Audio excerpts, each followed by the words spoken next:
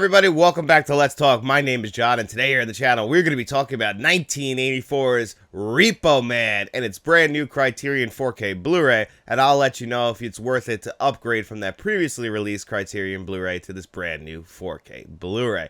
But before we get into that 4K Blu-ray review, I always like to give a quick film review, and today is no different. So if you want to know absolutely nothing about Repo Man and you just want to find out how this 4K Blu-ray is, you can skip ahead right now.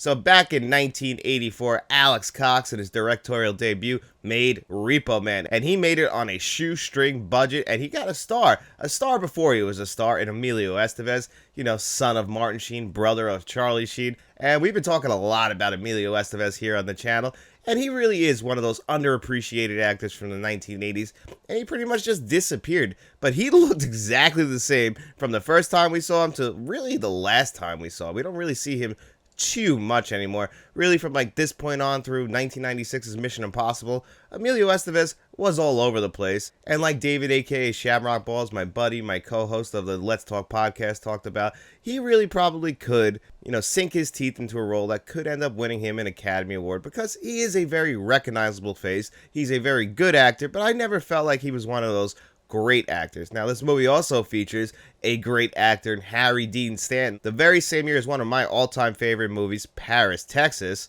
And also 1984 is the same year as The Terminator. And one big theme through all three of those movies is Los Angeles. Los Angeles is a big character in all three films. But this movie might be the one where Los Angeles is front and center, and 1980s Reagan culture, 1980s punk culture, capitalism, all that comes to a head in this movie. And it was originally supposed to be a road movie. It wasn't even supposed to be a movie that takes place in LA. But you see a lot of the LA movie trademarks. We see the LA River. We see even tunnels that we see in movies like The Terminator in this movie. In Blade Runner, you see similar tunnels in this film. So you're just calling out all of those landmarks. But it's also a beautifully shot film. A lot of this movie takes place in the magic hour as the sun is setting or the sun is coming up. Especially the opening scene of this movie where we see a man driving a Chevy Malibu, a really freaky looking guy. He's got one sunglasses lens in one eye. He's got a regular glasses lens in the other. He's got like this smirk on his face. We're like, what the hell is this guy doing? He gets pulled over by a motorcycle cop. Cop comes to the window and he's like, all right, pop the trunk. And you know, we get these like sound effects, like these stings in the score.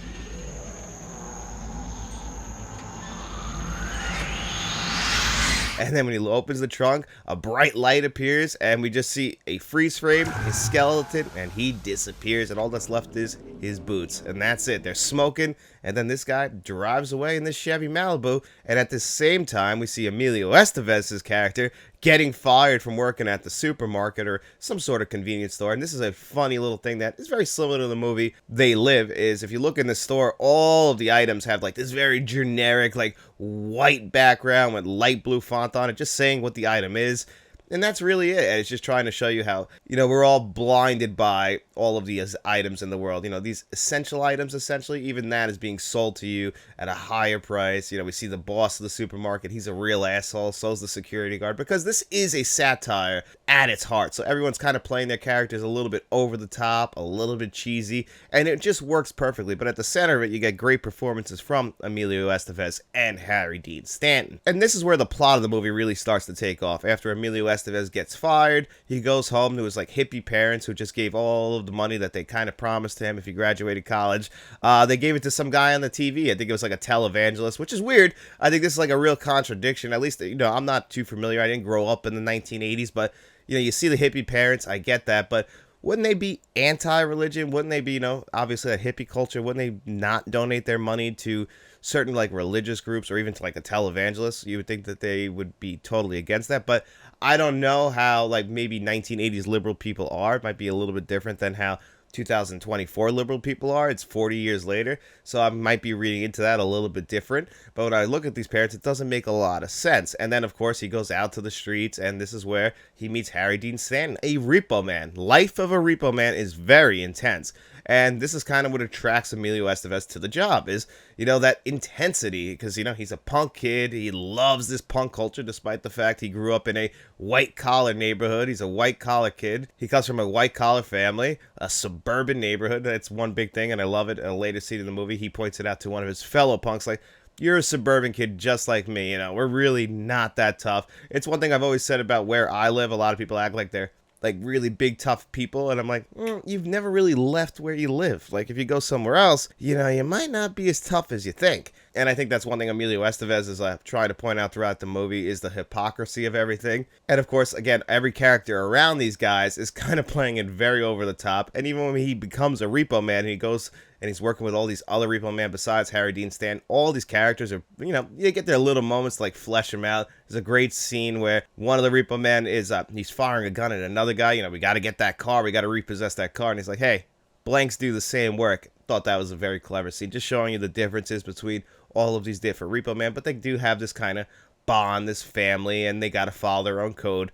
Love all those aspects of this movie. And then while this is all going on, again, we get this alien invasion movie going on where there's a guy driving around with an alien in his trunk.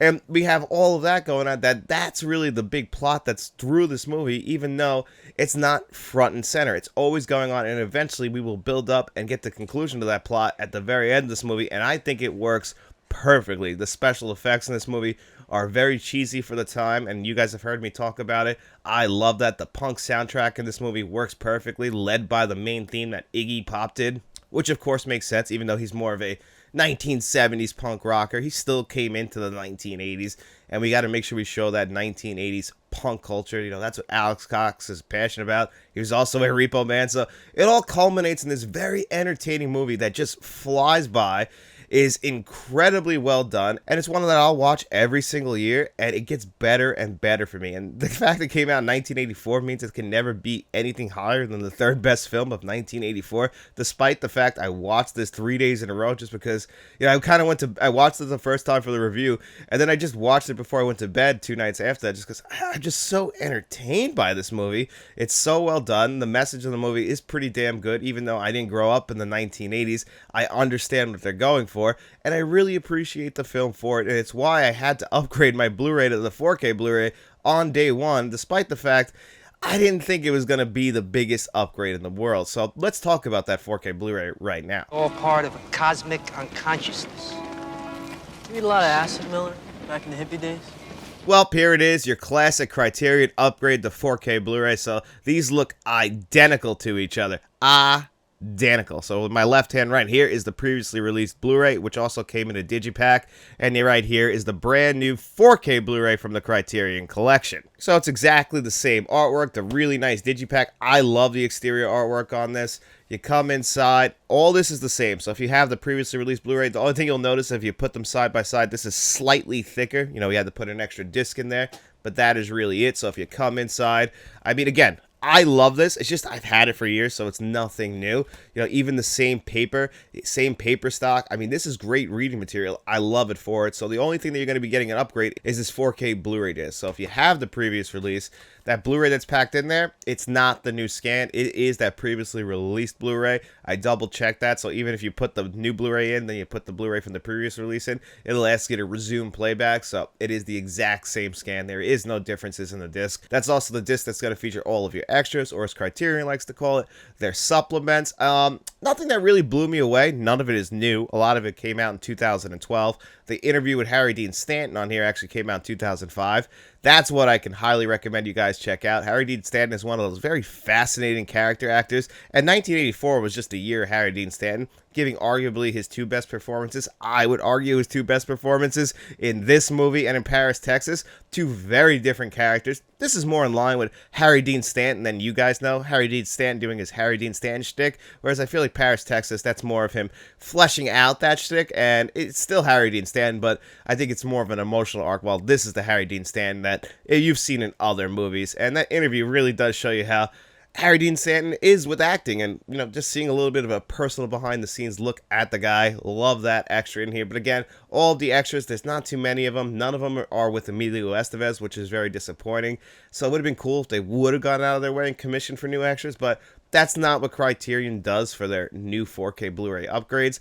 And the other thing I really wish they would have did is upgrade the audio track, because all we get on here is an LPCM mono track, the same one that was on the previously released Blu-ray. And it's fine. It's really, it's fine to the point where there are no issues, no pops, no clicks. Everything comes in crystal clear.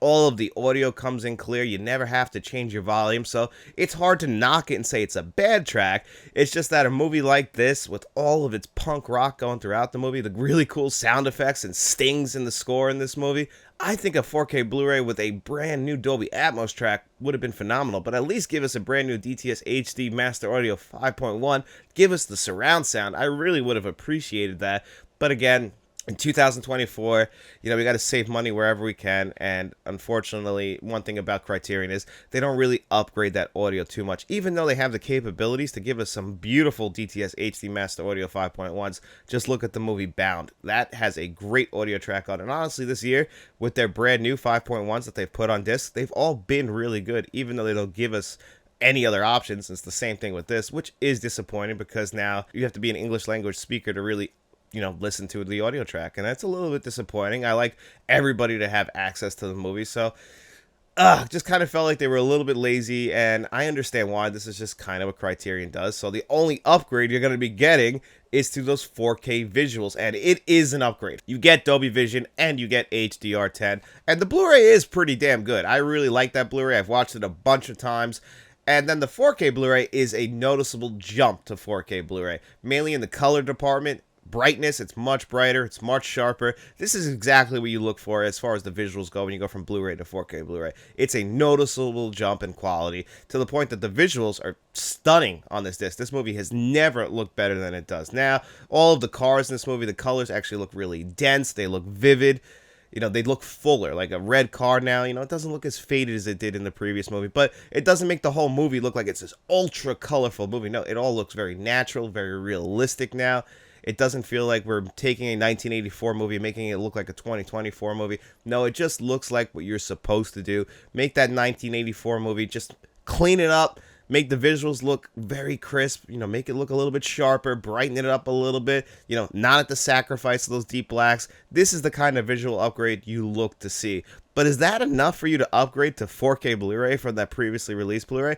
It's really going to come down to how you feel about Repo Man. For me, it was a no-brainer. But I honestly would have bought this in a Criterion 4K Blu-ray sale had I known that this was the only upgrade, but I did want to talk about it here on the channel, so it was worth the upgrade. But for the price of this, at full price for the 4K Blu-ray, it's very hard to justify, especially if you have that previously released Blu-ray. If you have that previously released Blu-ray for Repo Man, I would recommend definitely waiting for the November Barnes & Noble 4K sale at 50% off. That's where you'll get the most bang for your buck with this one, because you're only getting an upgrade to the visuals, and that is it. Everything else you already have.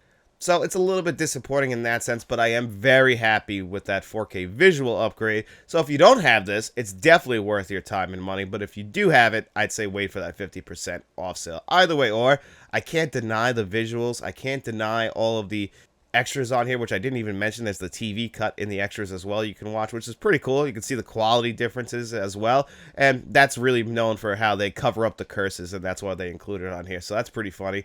You can check that out if you're interested. It's just in the supplements menu. But again, that's on the previously released Blu-ray. But how would I rate this brand new Criterion 4K Blu-ray for Repo Man? I would give this one still a pretty damn solid 8 out of 10. Those visuals are very impressive. But again, for someone like me who had the previously released version of Repo Man, to see absolutely no differences other than the visuals, to pay over 30 bucks for that, it is a little hard to justify, but at least Criterion did upgrade those visuals. And if you don't have the movie, I can definitely justify that price. And I'll be giving away this previously released version on Blu-ray here on the channel sometime, which we'll talk about in a few minutes during our regularly scheduled Tuesday digital code giveaway. So I'm going to kick it over to my future self right now. Thanks everyone for sticking around to the end of the video. I hope you guys enjoyed my review of Repo Man on 4K Blu-ray. But it is Tuesday, that means it's time for our digital code giveaway. In every single video that we do on Friday, I ask you guys 2 digital code giveaway questions. All you had to do was answer one in the comment section. As long as you did that, you came back to this video right here. I put your name on a magic wheel. I spun that wheel 2 times. I actually spun it 3 times this week, which we'll talk about in a second. And the names that it landed on, they have their choice of the digital codes that you've seen on your screen before you today. And why did I spin it 3 times? Well, one of our channel members won, and he usually doesn't pick a digital code. So I figured in case he does, we'll give him one. In case he doesn't want it, well, you know what? We'll still give away 2 digital codes this week. So without further ado, let's spin this wheel and see who our lucky winners are.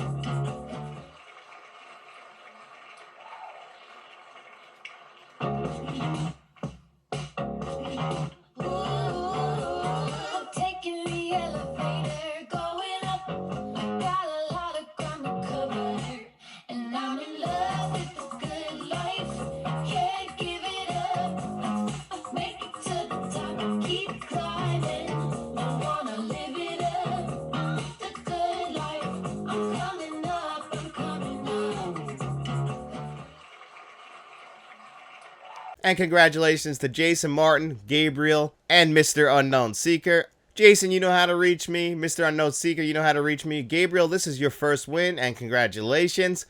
You reach out to me at my email address, letstalkentmt@gmail.com, or you can always reach out to me at the artist formerly known as Twitter, Facebook, or Instagram. Let me know which of those digital codes you want. As long as the other winner didn't take them, then that digital code is all yours. And I actually just got a bunch of new digital codes that are going to be added into this week's giveaway, so in case you didn't win this week, make sure you guys come back to this Friday's video. And we're also going to announce a physical media giveaway because our channel director, Mr. Smelly Potato, actually donated a bunch of Blu-rays and digital codes to the channel. And we're going to give those movies away. So we're going to do one big haul. I'm kind of calling it like a starter pack or a physical media care package. I'm not too sure, but, you know, maybe it starts somebody's collection off because you're going to get this whole big collection of Blu-rays that he donated and Blu-rays that, you know, I was going to give away as well.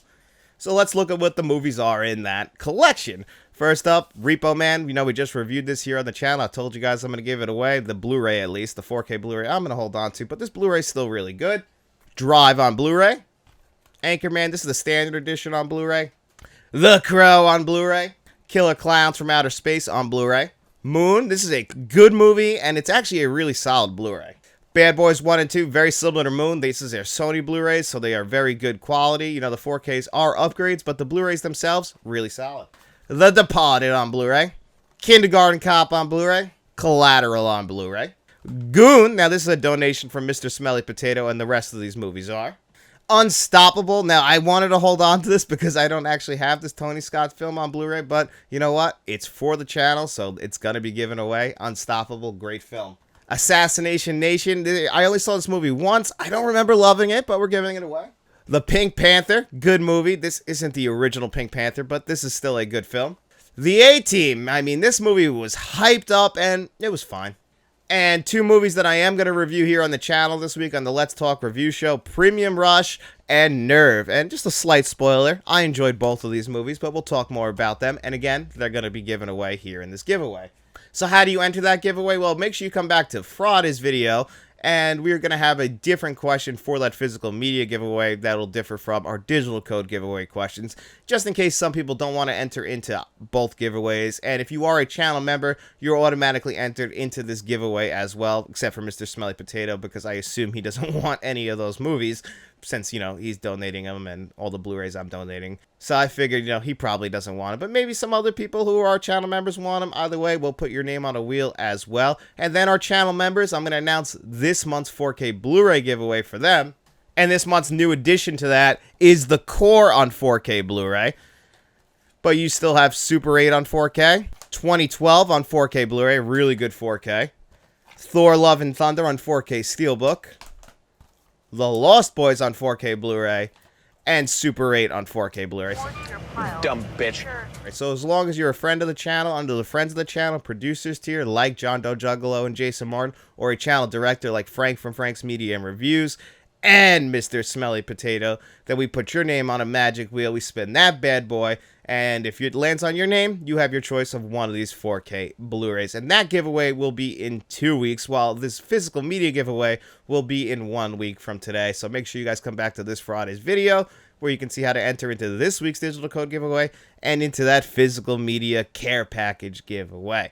So make sure you come back to that. And guys, if you guys could like this video, share this video, subscribe to the channel, I would really appreciate it. We do have those channel memberships, but if you have no money to throw our way, don't worry about it at all. All we hope is that you enjoyed this video, and if you did, get out in those streets and tell your friends about us. And then we'll be seeing you around.